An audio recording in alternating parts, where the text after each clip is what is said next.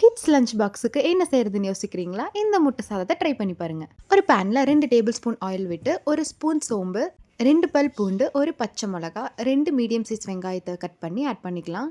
வெங்காயம் ஃப்ரை ஆனதும் ஒரு தக்காளி ஆட் பண்ணிக்கலாம்.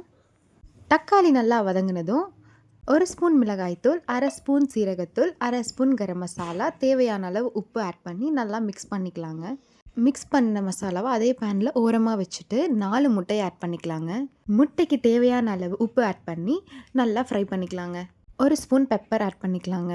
நல்லா முட்டை ஃப்ரை ஆனதும் ஆல்ரெடி நம்ம வச்சுருக்க மசாலாவோட சேர்த்து நல்லா ஃப்ரை பண்ணி எடுத்துக்கலாங்க. அவ்வளோதாங்க, நம்மளுக்கு முட்டையும் ரெடி ஆயிடுச்சுங்க. ஆல்ரெடி வடித்து வச்ச 200 கிராம் ரைஸையும் ஆட் பண்ணி நல்லா மிக்ஸ் பண்ணிக்கலாங்க.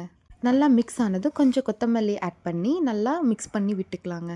10 மினிட்ஸில் சூப்பரான முட்டை சாதங்க. லஞ்ச் பாக்ஸுக்கு ரொம்ப பர்ஃபெக்டாக இருக்குங்க. மறக்காமல் இதை ட்ரை பண்ணி பாருங்கள். இந்த ரெசிபி உங்களுக்கு பிடிச்சிருந்தா மறக்காமல் நம்ம சேனலை சப்ஸ்கிரைப் பண்ணிவிடுங்க. தேங்க்யூ ஃபார் வாட்சிங். பபாய்.